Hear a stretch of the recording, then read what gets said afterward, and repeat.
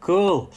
So, friends, welcome to this afternoon's video, which you can see is slightly different. We are in the second week of the South African COVID-19 lockdown. And so all of us have been learning to engage online in different ways. And I'm very grateful today to have with me Nicolaas Matthee. Nicolaas, welcome. It's Thank you very much. It's fantastic to be here. I wrote to a colleague of mine, Cas Wepner at the University of Stellenbosch last week to say, what advices he got around churches and Christians going online with their services and people wanting to celebrate the sacraments online, communion and other things.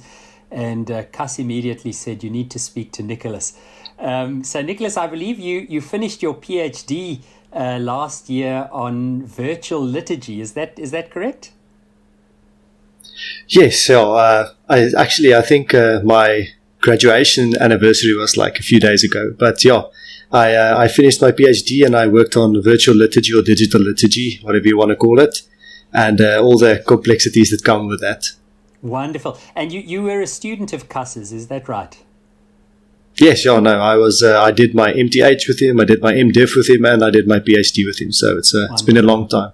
Wonderful, cool. Well, I'm so grateful. Tell us a little bit about your research. What exactly is digital liturgy or virtual liturgy? Tell us what that is and what your particular interest is in that area.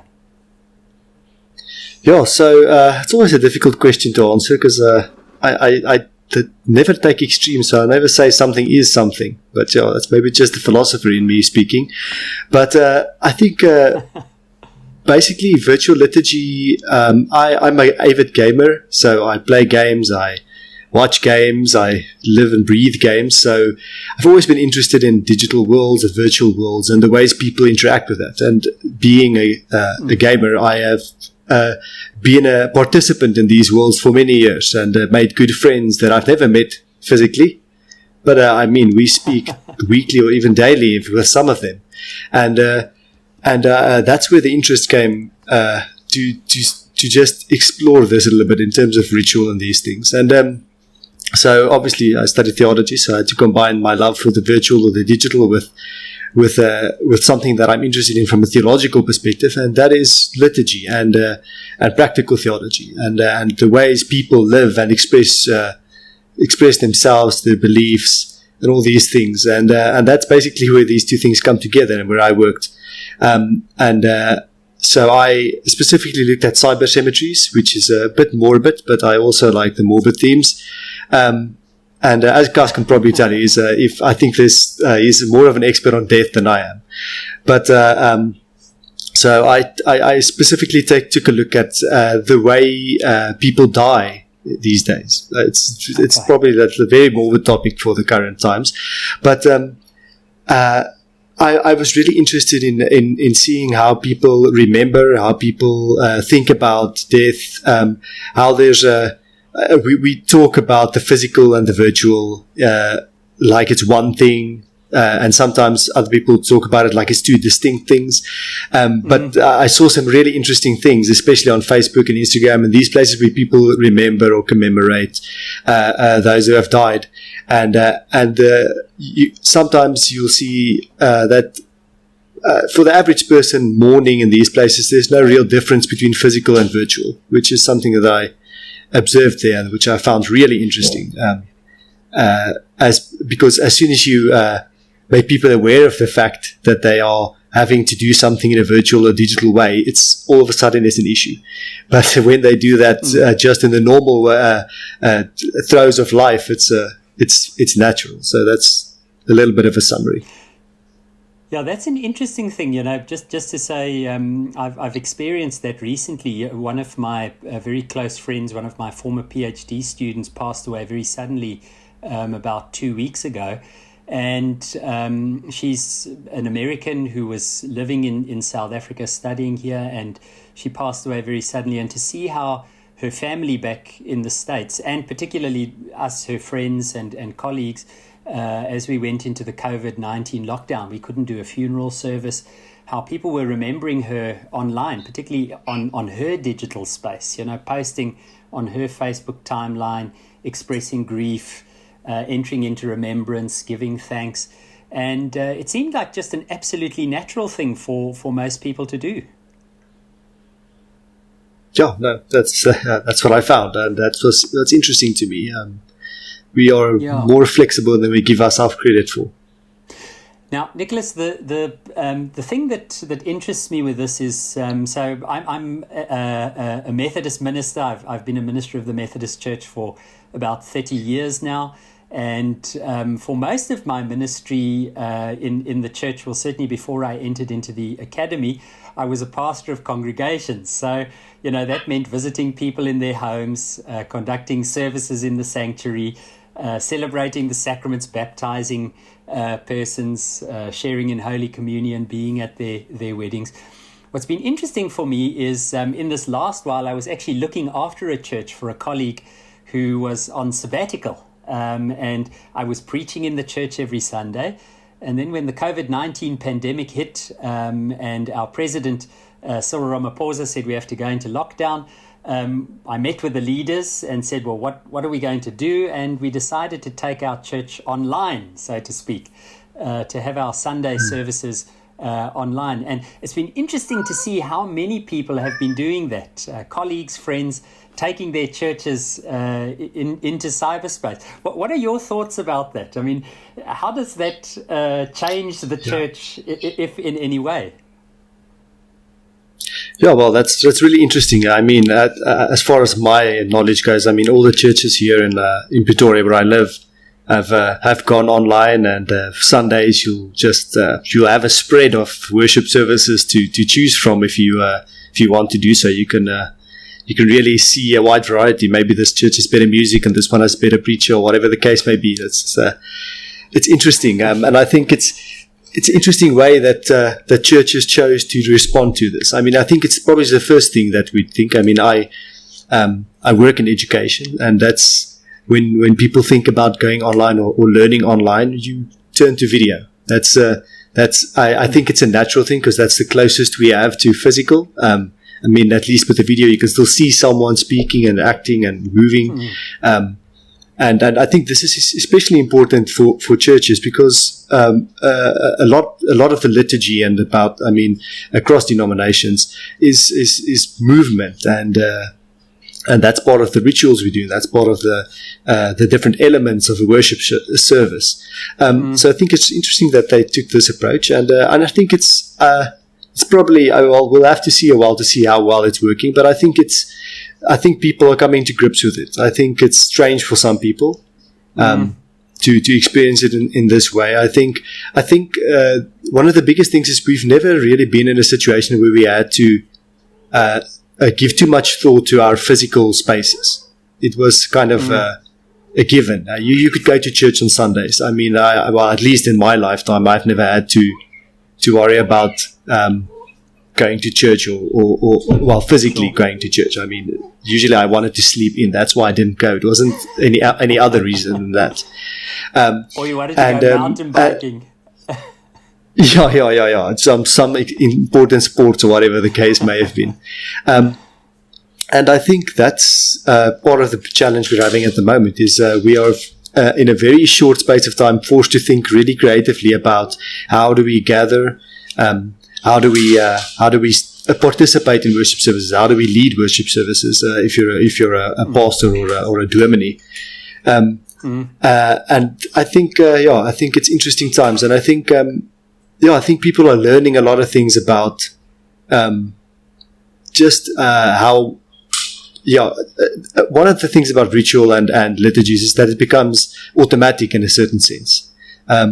You hardly think about it anymore. You arrive at church, you go get your coffee, you sit in block D or whatever your church seats look like, and you kind of have your own little rituals, and then when the dude does this, you respond with this, and there you go. But now, all of a sudden, everything has changed, and we have to learn a new way of participating in these events.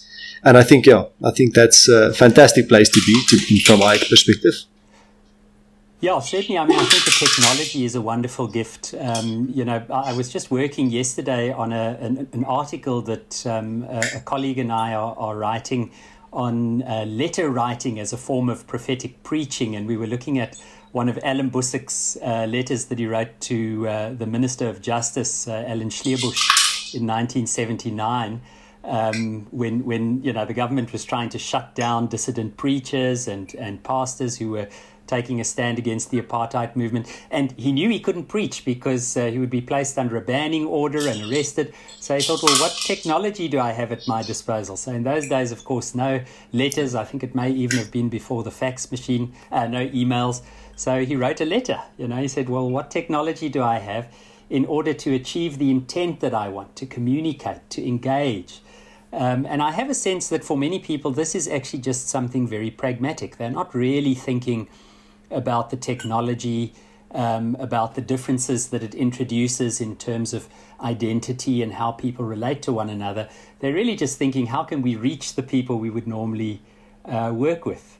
And so that's been an interesting thing. By the way, one of the observations I've had on this, Nicolaas, is that I think for many of the people that I've seen, they've turned their online services primarily into preaching spaces. And I haven't seen a lot of interaction. And I wonder how that's going to play out in the long term. My sense is that people won't stay for very long if it's only a sort of single direction preaching at people. Liturgy involves, demands or expects that people should be able to respond and be involved. What do you think about that?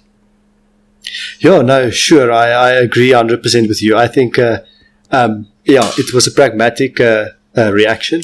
And that's where we are at now. But I agree with you. The last 2 Sundays, I obviously have an interest in this, so I've watched a bunch of sermons on YouTube and wherever the people upload them, and that is exactly right. It's mostly a preaching space. So and you get different ones. You have those that try and introduce a little bit of a sacredness to the space where they do their preaching. They'll have a candle or a big Bible so that you don't mistake it for anything else.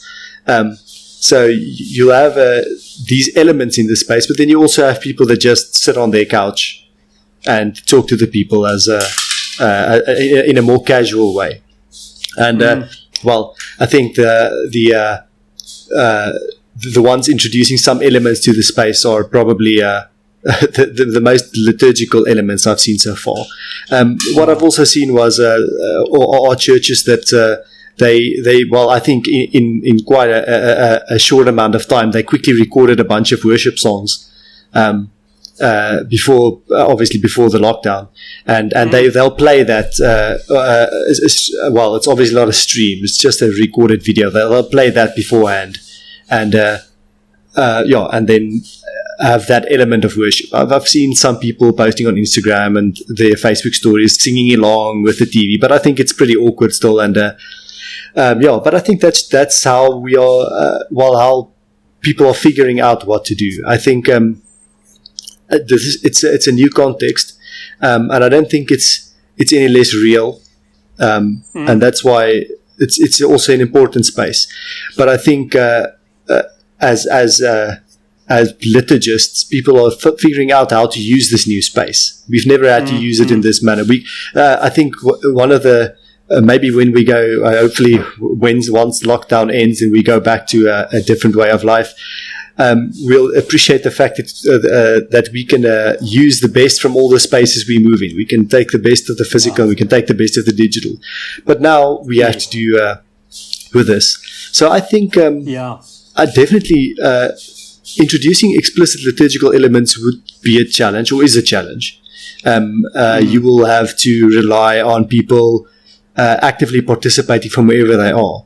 And I agree with you to say that if it's just going to be a preaching space, people will probably not be connecting that often. I think there needs to be some form of response. It's just to maybe go back. I work in education, so my mind is filled with learning stuff at the moment.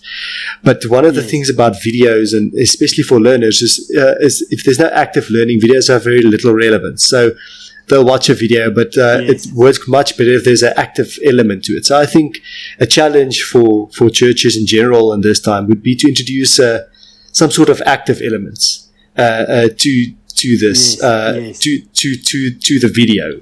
It's very difficult. I mean, they were quickly grabbing accessible technology like Zoom or Skype or whatever. And I mean, you don't have that many options using these pieces of software. So, it would definitely be a challenge. But I think one of the interesting ones that I've seen is I have a friend here in Cape Town, Pierre Duplessis, who works with the Invia Church, the Cape Town community, and he's been doing the daily examen. The Ignatian spiritual exercises, and every morning and every evening he engages in the examen. And because he's doing a live stream, I think he does it on both Facebook and Instagram, he watches who's coming on, and as people are coming on, he's greeting them. During the examen, he's asking questions, how are you doing? Excuse me. And so that makes it so interactive. He'll say, hey, Dion, great to see you. And at a certain point, what was working for you today? Where did you experience frustrations? He reads that back to the rest of the participants. And for me, what I sense there is that he's using the medium to create community. He's very intentional about the fact that he's trying to bring people together rather than just disseminate information. And I think that for me is something about what it means to be church. Church is not just a didactic space, a place where we have, in theology we would speak about the kerygmatic function, preaching. It's meant to be koinonia. There's meant to be that element of belonging in the community, and I think we're going to have to think about that. Now, Nicolaas, the last thing that I want to ask you about is, for many of my colleagues, there have been questions around the celebration, particularly of the sacrament of Holy Communion, the Eucharist, the Mass. What are your thoughts on that, virtual sacraments? Let's stick with communion for now, but what are your thoughts on that? Okay, that's the tough one, the sacraments. And I think I believe it's a fantastic time to be thinking about this, because we are really challenged to rethink a lot about what we assume with these rituals, especially with the sacraments. We have traditions stretching back thousands of years in some cases. And it's always a sensitive point to touch on when it comes to these things. I mean, Cas and I wrote an article it's on Netwerk 24. So I'm not sure if that's Beeld or Burger or whichever newspaper that's in. But we ventured out into the wild and gave our opinion. And I've read a lot about, especially from the Dutch communities. There's a lot of discussion going on around, especially communion, Holy Communion, and how that's supposed to work. And I read some of my colleagues from the PTHU has it's a university in the Netherlands, I think it's in Amsterdam and Groningen, and they, well, even among themselves, they have different opinions. Some say that it's not a ritual that can be done without the physical body. The physicality of it is embedded in it, and it simply can't work without that. And then you have the other side of the coin, which I think I find myself on. Arguing for a flexible approach to this, and I forgot who the author was, but I think it's the Wiley Blackwell Introduction to Practical Theology book, and in one of those chapters, I struggle to remember who and where it was written, but one of the elements of a practical theology that I think it was a lady that wrote that, and she said that practical theology needs to be flexible and porous. And that's the approach I take, thinking about tough stuff like the sacraments, and especially communion, which, I mean, depending on which tradition you're in, you maybe still have a table that's set, and different people from the community sitting at the table with the ritual, which is very much embedded in a physical space. I mean, that's very difficult to replicate digitally. And even for like the Dutch Reformed Church where I worship, I mean, it's there's much less of the physicality. We still, I mean, there's not one loaf of bread. I mean, you have the symbols, you have the cup and the loaf of bread, but I mean, all the stuff gets cut up beforehand, and you have your little glasses to drink out the wine from. But still, so to get back to the flexible and porous metaphor that I like to use for this is, I feel that it's I don't want to open the different arguments with this, but I mean, I feel like life is fluid, and worship and religion is a fluid thing. It's a thing that moves between spaces and times, and I mean, it's one stream throughout history, but that stream has had many different substreams, or whatever you call little streams in English, and those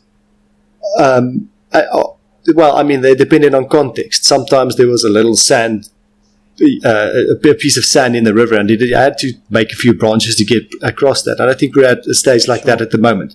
And that's where I like the idea of the porousness of rituals. I feel that obviously for a ritual to be relevant, it has that tradition, it has that history, and it has that certain way of being done. But I think good theology is porous enough to absorb some of this water that's now flowing in a different direction, and build something unique from that. It doesn't mean that communion should be celebrated in this way until the end of time. But I think for the time being, we need to I mean, we have no idea how long this crisis will last, and we have no idea which crises are left in the future. So I just think if we absorb some of what's happening now, some of the context, which is the stream I'm talking about, then that's a different way to think about communion, instead of trying to attack it from attack is probably a very aggressive word, but I feel that's what's happening in quite a few discussions from a theological point of view, and arguing those points. I feel that we have, I mean, you don't have to throw away the theology, but the theology can be a partner to the context, or the context can be a partner to the theology of the sacraments, or communion in this case. And I think in that there is some truth. I think, what Anselm claims, faith seeking understanding, that is theology, and that understanding is, we always tend to commute between these two horizons, the universal and the particular, what we believe to be ultimately true, and then how we make sense of those beliefs and make them real in the context in which we live.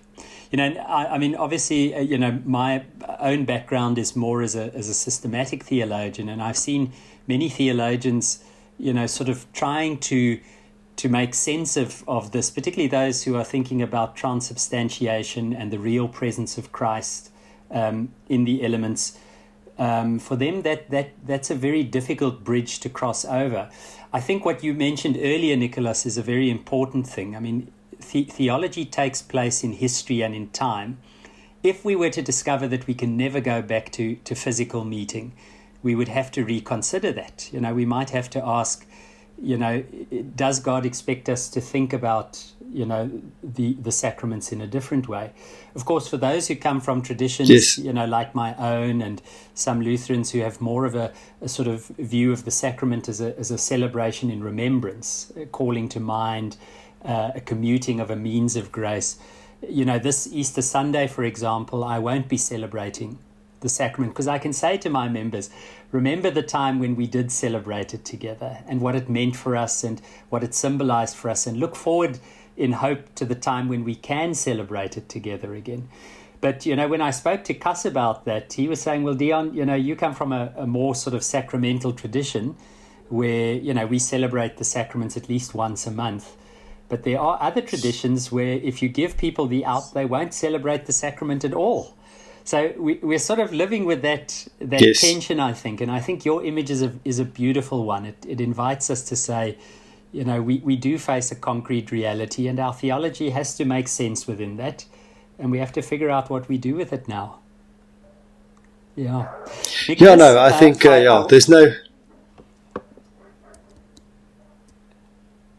Sorry, man. Our internet is a bit bad. Just to say to our viewers, No worries. Nicholas and I were talking about this beforehand. Of course, everybody and their friend is using Hangouts and Zoom and Skype at this time, and so we are competing with them for bandwidth. So, Nicholas, thanks thanks for doing it this afternoon. Nicholas, let me ask you maybe just one last question.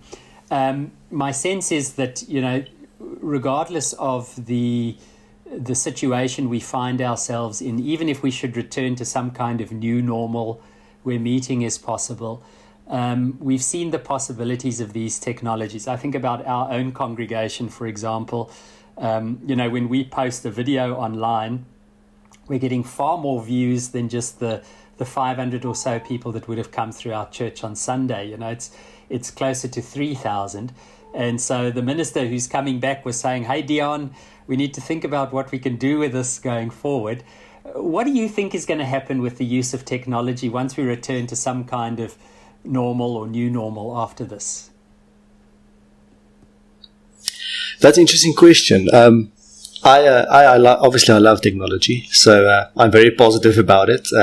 Probably some philosophers will be very cautious about that, but I'm cautiously optimistic. And I think due to this current circumstances globally, many different contexts were exposed to technology where they never would have done that before. And as you said, I think they saw some potential in some of that. And they saw that, there's different things that it accomplishes. Like the views, for example, I noticed the same thing. The local church that I attend, I also checked how much views they had on YouTube, and it was much more people that I would see in a Sunday service in the mornings or so. So there's definitely something to say. Obviously with YouTube, you don't exactly know, did they watch every second of it? Well, not let the people in the seats necessarily watch every second of it. But I think this will maybe just, speaking from an optimistic point of view, this will maybe just broaden our liturgical repertoire. To know that we have different tools to reach people. Maybe just take some of that heavy emphasis on the physical space, and just introduce our other plane of existence to the current one that we use in most churches. I honestly believe that we, as a global society, there are some parts that are not there yet, but mostly speaking, we don't just exist as physical beings anymore. Well, not that we've ever. We're spiritual beings as well, but we are very particular digital identities now. I know you work a lot about identities. I'm not going to say too much about that, but we exist in different places now. We exist physically. I'm here in my study, but I have a Facebook profile that I check every now and again, and I'll post. I have a certain identity there. I post family-friendly stuff there. I post photos of my cats and whatever there. So everyone can enjoy that. Then I have my Instagram, and I'll post what games I'm playing, all that. These are all different spaces that I connect and that I exist. And apart from the physical space, the church has never really engaged me in any of these other spaces. And I'm quite optimistic and excited to see what comes of that. Maybe it's nothing, but I believe that the technologies available will just give religious communities more ways to engage with people. One of my favorite examples from my PhD was all the digital. It's an old game now, but there's still millions of people playing it. It's called World of Warcraft, and there are inside the game world. There are many different. There are graveyards, and there are memorials to developers that worked on the game or people that were prominent parts of the gaming community, and you would often see people go and commemorate and remember at these virtual shrines. And based on what I've read on forums and interviews that have been done with some of these people, that's authentic experiences on a level that you would traditionally only expect in a kind of a liturgical or sacred space.